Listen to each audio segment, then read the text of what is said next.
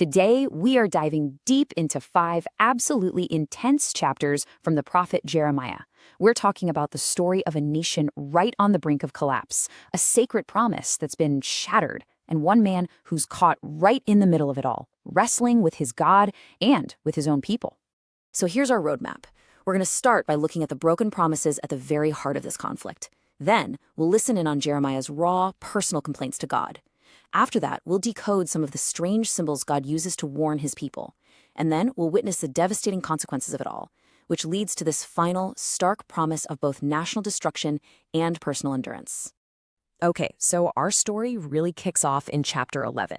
This is where God commands Jeremiah to deliver a massive wake-up call to Judah, a reminder of this foundational agreement that they haven't just forgotten, they have actively walked away from. And the chapter opens with this incredibly sharp warning. I mean, there's just no room for misunderstanding here. God is reminding them that their entire existence as a nation, their prosperity, their whole identity, it's all tied to a specific agreement. And breaking it, well, that has devastating consequences. This really sets the tone for everything that's about to unfold. So what exactly is this covenant we're talking about? Well, think of it as the foundational promise God made way back when he freed their ancestors from slavery in Egypt. The terms were crystal clear. Follow my laws, reject all other gods, and in return, I will be your God, you will be my people, and you will get this amazing, prosperous land. It was the very bedrock of their national identity. But here's the problem. Judah had systematically just taken that agreement apart, piece by piece. They weren't just ignoring God's words. They were actively returning to the same old sins their ancestors committed. Idolatry was everywhere. Altars to foreign gods like Baal, a Canaanite fertility god, were popping up all over the place. And the worst part? When Jeremiah showed up with God's warning, they didn't repent. They plotted to kill him. You know, the big lesson from this chapter is that forgetting where you come from spiritually, well, it leads to ruin. The consequences they were facing weren't just random anger from God. They were the direct result of broken promises. And for Jeremiah, this is a harsh lesson. When you're the messenger of truth, you often become a target. So after facing a murder plot from his own neighbors, the focus in chapter 12 shifts. It turns inward to the prophet's own heart. And this is where Jeremiah brings a raw, brutally honest complaint right to God. Jeremiah asks one of the oldest, most haunting questions in all of human history. Why do bad people get away with it? I mean, he's looking around at the very people who are conspiring against him, the corrupt leaders, the idolaters, and he sees them thriving. It feels so wrong, so unjust, and he is not afraid to tell God exactly how he feels. But God's response isn't some simple, comforting pat on the back. It is a bracing challenge. He basically says, Jeremiah, if you think this is hard, you haven't seen anything yet.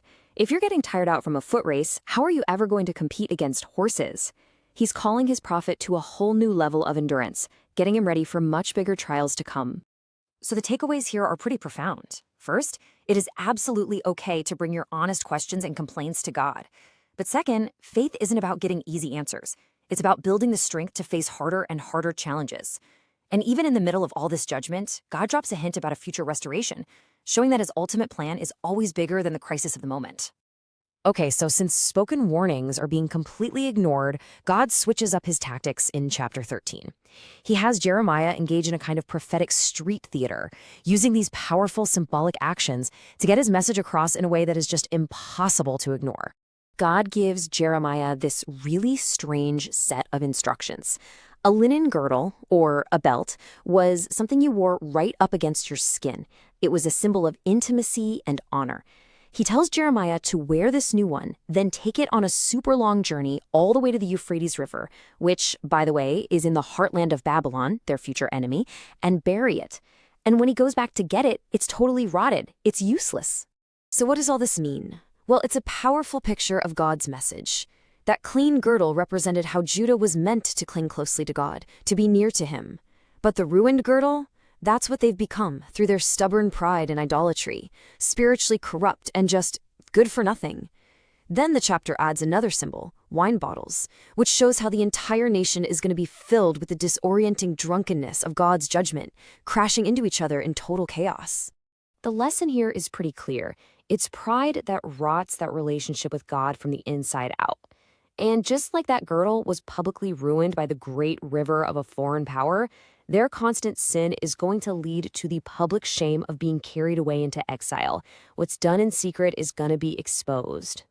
All right, so from potent symbols, we now shift to the harsh reality of judgment.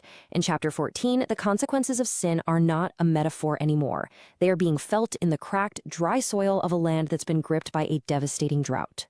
The scene is just desperate. The land is parched, the wealthy can't find water, and ordinary people are suffering. And right in the middle of this, Jeremiah is pleading with God, openly admitting that their sin is the problem. But at the exact same time, you have these false prophets walking around, selling a message of complete denial, telling everyone, don't worry, everything's fine, you have assured peace.